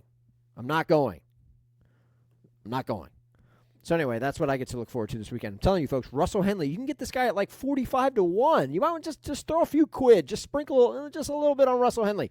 Norlander, good stuff. We saved our longest show of the year for our last show of the year. How about this, though? Hold on. Not the last show. I'm trying to let you go. It's not the last show. Why not? Because we're going to wrap the show now. We haven't done Now Spinning, and we need to do the Jam Band bracket. I'm not waiting 6 months to do this. You want to do the Jam Band bracket now? No, I want to do the Jam Band bracket next week. Ooh. The Jam Band bracket is ready. I mean, I've got it printed. It's here. I even made like some fancy artwork for it. Yeah. You want to know my 4 number 1 seeds? Since we just had a Final Four with 4 number 1 seeds. I want to. That's called a tease, and I want to save it for the Jam Band bracket show. And we can get some, if we need to whatever you want. We can either do no guests or we can get some other voices in here. You know any other Jam Band like heads who can keep up in this space? I mean, I know people that don't talk on a microphone professionally that certainly could do it, but I don't think we need to go that far. Can we get Trey on the show? Because I've got Auburn Fish, number 1 overall seed. Can you get Trey on the show next week? I don't think that I can get Trey on the show. But I could, if I'm not going to do this. If pressed, I could get Relics Rolodex here. I could get Trey's manager on the show, but we're not doing that. Like, I'm not bringing Trey's manager on the show to talk Jam Band. That's not. I would probably get a little. That would be a moment for your boy here. I don't think I'm ready for that. Honestly, you're not ready for it. By the way, hold on. So we're doing the Jam Band show next week. That's got to happen at some point. Still think there's an Who won the bet? Who won the bet? Who won the bet for the tournament? Nobody. There was no blood. So Maryland needed to get to the Final Four, and you were going to semi-crab me if that didn't happen. That's correct. And then you won if one of Tennessee, Maryland, Michigan. There were 4 teams in there. Iowa State. I got close with the clones. Got close. So one of those 4 had to lose in the first round, and none of them did. That's correct. No blood. Okay. Iowa State got blasted by Ole Miss in the round of 32, but Tennessee, Maryland, and Michigan all made Sweet 16s.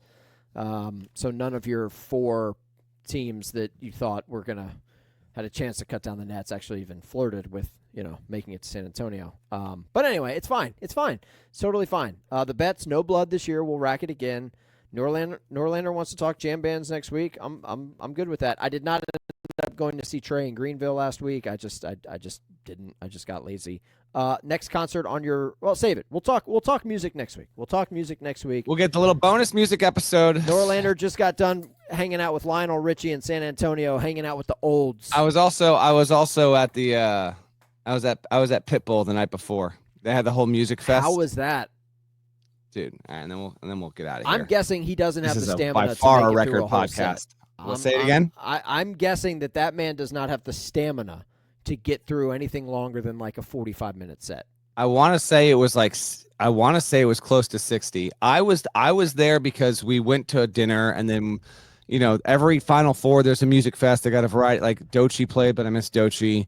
Somebody at dinner was like, "Yo, let's go to this Pitbull show. Let's go." It was more like, "Hey, let's go." And I sound like a douche. I sound like a douchebag saying this, but because I work for CBS, like, we have access to the VI. I'm not going to a Pitbull concert to stand with the crowd. I don't want to see him. I don't need to see him. We went because we had access to the VIB tent where we're elevated and have a better view, and got to see a bunch of people that I work with that I hadn't seen yet. And by a byproduct of that, Pitbull starts and comes out, and I'm laughing. Like, I understand his appeal. I do, I guess. Like, I understand why people are like, "Yeah, let's do it." But it's so not my scene. He comes out decked all leather, just like sweating within seconds, sweating through this. At one point, he's rocking a cowboy hat. He is rapping, singing, like it's not a track, but a lot of the other stuff is just. And he had a band with him. Like, it was. It was plugged in, or were they just holding instruments? I think they were plugged in. Eventually I got the hell out of there, and then Stapleton played Sunday night, but I didn't go to that because I wanted to see, wanted to do the Dodd thing, the send off there. So I can now say I have been to a Pitbull concert, not that I was looking to. That was the Pitbull was the same night. Then we transitioned to the CBS Turner Party and Lionel Richie, and that was much, much better. Okay. So there you go. Norlander wants to talk music next week, even though the last show he went to was Pitbull with Lionel Richie. But this guy wants to talk music next week on the show. Unbelievable. All right. Thank you guys for listening. It's been a fun season. We are clocking in at about an hour 45 on the show. Ridiculous. Norlander, good stuff. Maybe you can make it down here to see Steve Forbes in practice in the off season. You were supposed to last year. Won't be there in the offseason, I don't think. Okay, will not be visiting Winston-Salem. No love for my Deeks. Thank you guys for listening. It's been a lot of fun. We will talk music on the show next week. Russell Henley, get it done. Go Dogs.